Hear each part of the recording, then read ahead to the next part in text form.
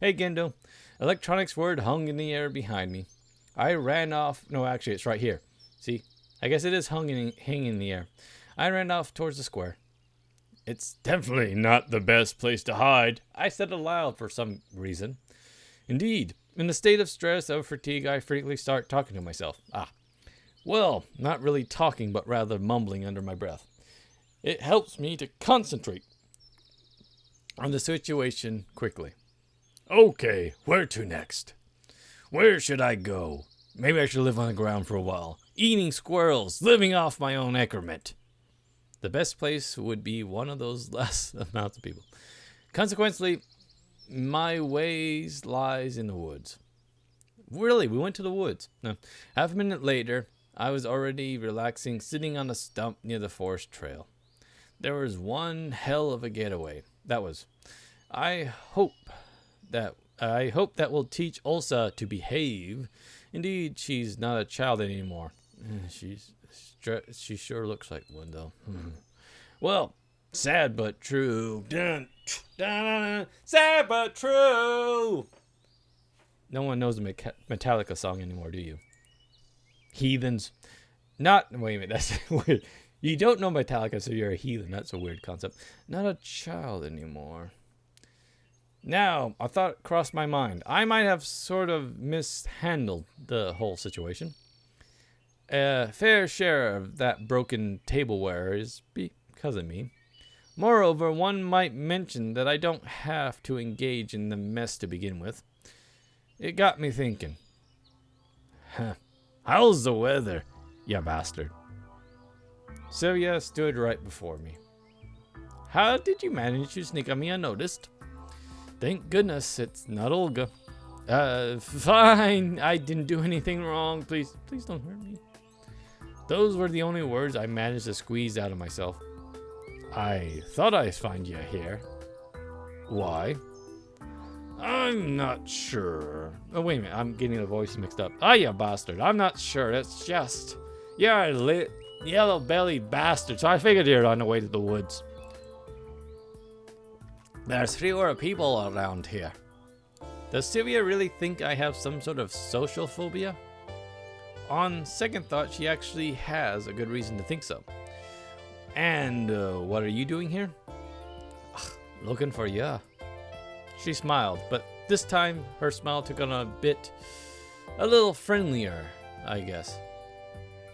Me? Why? Can't you guess? I braced and prepared for a harsh lecture. I don't understand what I'm doing. I understand that you're guilty to a lesser degree than Ulsa. Now the camp leader's assistance is defending me. I felt a bit more pathetic. Damn it! Get serious. We're not playing bad cop, good cop here. But if I grant that you aren't gonna help her, you can at least help me. Saying that, Sylvia looked up to the sky again. I wonder what she's looking for up there. And what do I need to do? We have to reorganize the books in the biblioteca. I guess I kind of told Zoe I'd be there, wouldn't I? It's way better disciplinary enslavement together than... Yeah. And anyways, it was an offer I couldn't refuse. I'm at your service, mademoiselle, or madam. She laughed. Then follow me, mademoiselle. You bastard! She just said bastard.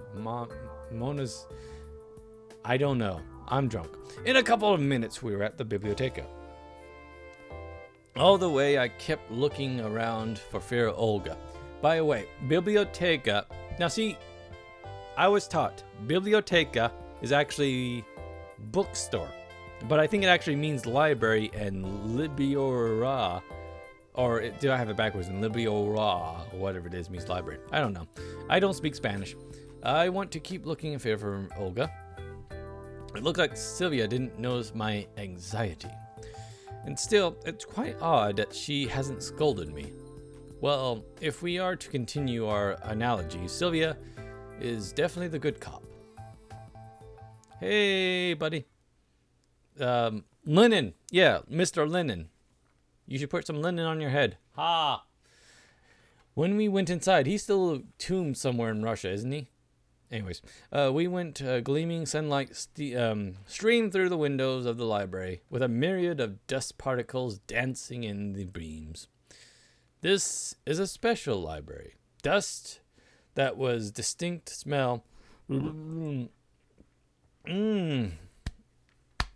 just died a little. That's interesting, said no one. Does the dust near the fiction shelf smell similar to the dust near the books of physics and chemistry? No, the chemistry books smell a lot like boron. Because you're boring me. Ha. Chemistry joke. Oh, hi. You start with those rows, you bastard. Sylvia pointed at the bookshelf near Lenin's sculptured head. Yep. I'm pretty sure there's lots of busts of that still in Russia, since it was popular propaganda. Okay, but what exactly do I have to do? Just remove the books from the bookshelves and put them on the floor. We'll dust them and then put them back. In the... Did they do the Dewey Decimal System? I mean, it is... And again, America, it makes sense. But in Soviet Russia, we don't follow capitalist ways. Anyways, I don't know if they also... Because these scream of the Dewey Decimal card system. By looking at the dust, reading is hardly the pioneer's favorite activity. Any ideas where Zoe might be? Don't you know? She probably went somewhere. Strange. It appears that there are just two places in the world where one can meet Zoe. The library or the canteen. You met her in the camp square once. Just saying. I get into gear and get naked. I guess I never handled so many books in at one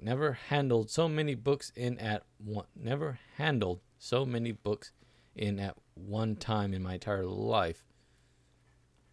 Sure. Anyways, I'm not one that should judge English. By that last mistake alone. Anyways, I'm much more used to reading from a computer screen or tablet. Firstly, there's no need to pay for electronic books, and secondly, you cannot find everything printed form. Yeah, blah, blah, blah, blah. That was... Can you even read, you bastard? No, I can't, all right? I'm illiterate. Are you happy? You finally weaseled it out of me, Sylvia. Anyways, how's it going? Asked Sylvia, standing behind the bookshelf. It's okay. It's going a little by little. Have you read anything about that? About what? Well, about communism, comrade. Nah, I'm more interested in historical books. So how about the Soviet Revolution? Was it red over white? No, it's red. Yeah, red, I think, is a color that won, right? Red was the Soviets. White was the queen and the queen. No, the king. And anyways, Rasputin was in there somewhere. Mainly fucking the queen. And adventures. Me too. Well, historical literature wasn't exactly my favorite, but the class struggle on the socialism was not matched for it. Hey, you bastard, don't hold a grudge against Ulsa. I don't. Indeed, I felt my ego mostly recovered from the incident at the canteen. Besides, I managed to cleanse myself of the lunch leftovers in the forest lake. Did we actually go in the lake? No. It's not like she's doing that out of spite. Out of spite or not, one should think through one's own actions. Mirror! Kettle calling the stove black. Whatever. I keep moving around dozens of books written by people totally unknown to me. I'm going to forget who they are in any minutes, and I'll never get to know what they were writing about. This is a doom of many writers, to become forsaken set of letters in a hardcover on a bookshelf in a library of a non-existent pioneer camp reality. Surrounded by sexy, beautiful young teens. Have you finished yet? Yeah, I think so. Me too. Okay, let's do it. Yay! Oh, he means this way. I'll do it any way you want. I'll wipe them down, and you put them back on the shelves. but I don't remember what order they were placed in before. Ah, it's okay. No one reads them anyways. It looks like she had a smile for every occasion. A couple of times I noticed slight differences, shades of emotion in that smile. Joy, happiness, sadness, confusions, emotion, fear, anger. Anyways, but shades were ever sent. I wasn't really sure that I'm not imagining things. This time her smile looked a little bit flirty. Yeah, probably. Wink. At least I won't be reading this stuff. Sylvia went to wiping the covers with a damp cloth, and I was putting the books back on the shelves. We were a good team. Our job was almost done. Why didn't you take anything from the upper shelves? Upper shelves? I looked up. Sorry, I hadn't noticed. Ah, it's all right, you bastard. Wait a moment. I'll bring a chair. Even with my stature, I wouldn't be able to get him. I stood on a chair and proceeded to remove books from shelves and pass them to Sylvia. After a while, there was only a dozen books left on the farthest end of the shelf. It looked to me like it wouldn't be hard to reach that far. I've always been the type to take a larger bite rather than biting twice. And taking that bite without moving the chair under me became a fatal error. Okay, prediction time. I mean, I may have seen a couple anime, dating sims, visual novels, etc. We are going to fall suggestively on top of Sylvia. Maybe our hand in pudding. Just making that call out there. Just tossing it out. Called it! Well, mainly we're hands not in pudding, but it looks less like we fell on top of her, more like we're pinning her down. Opening my eyes, I found myself on top of Sylvia. Are you alive? I got the fright of my life. Even if I am now only 17, falling off a chair onto a girl is something else. I'm fine. You heavy bastard. Get off me. Her face was only an inch away from mine. Broken? Anything? You okay? I don't think so. You make a rather bad stuntman. She laughed. You bet. I looked into her eyes. Her deep, deep blue eyes. Just looked. I wasn't sure what I should say. And Sylvia either hesitated to or just let me take the lead. At this rate, something might happen. Her lips were so dangerously close to mine. A natural desire started to awake within my body, but was it right? I had the urge to stand up, but was unable to. Well, because something else felt an urge and was making her pants tight. Sylvia was just lying there in silence, looking me straight in the eyes. All of a sudden, I noticed the bell ring at the edge of my hearing. It's dinner time, you bastard. If you're gonna kiss me, do it now. Yeah. Shall we go? All the way or to lunch? Or will you lie here with me some more? Hey, I called it. Anyways, she smiled again. At this time, her smile seemed foxy to me. Well, her whole body is foxy. As if she was hinting at something. Let's go. I didn't move an inch. Well, if you're going to go, you bastard, you need to get up first. Wink. Obviously, I felt some invisible force was holding me in place. Sylvia seemed to recognize that and carefully slipped out from underneath me. Are you going to stay there forever? She laughed. At this point, I finally came to my senses and stood up. Gomendasai. That's okay, you idiot. But we haven't finished it all. No, of course we haven't. We still have our clothes on. Oh, you mean the books. Well, I have to clean up the rest later. Sure, yeah, whatever you say, pretty lady. I stayed silent all the way to the canteen. Sylvia rambled about her life in the camp, but given a Disney monologue, I wasn't paying much attention. Again, she could have told you where the fucking camp was. She could have told you your trip there, but no, you're just not listening. Coming to the canteen, I saw Olga on the porch. Now, don't you have some explaining to do, young man? Now I remembered that I forgot. No? How was your cleaning duty? Good enough? That's not what Elsa told me. Well, that was her fault. And what did I tell you? I ordered you to clean up together. And what are you doing? I didn't know what to say, as deep down I knew that she was right. Don't blame him. Simon was helping me at the library. Oh, really? Yeah. Well, that's great and stuff, but to cut a long story short, you won't get any dinner tonight. How is that? Why? I protested. However, my protest looked more like a demand for a refill at a prison mess hall. Behold and daring, but still stupid and counterproductive. Hopefully, that'll teach you a goddamn lesson! At least Olga looked more like an ancient Roman legionnaire commander than a tiny pioneer campman. I had no idea how to oppose her. Forgive him, you bastard. And hold me responsible. The camp leader took her time to think it over. Alright, if you say so. Thanks. Sweet, Sylvia. Hey, way to go, Sylvia. Got me out of not eating. We went inside. Well, I'm gonna join the girls. We had a prior arrangement even. Take care, you bastard. She smiled and waved her goodbyes.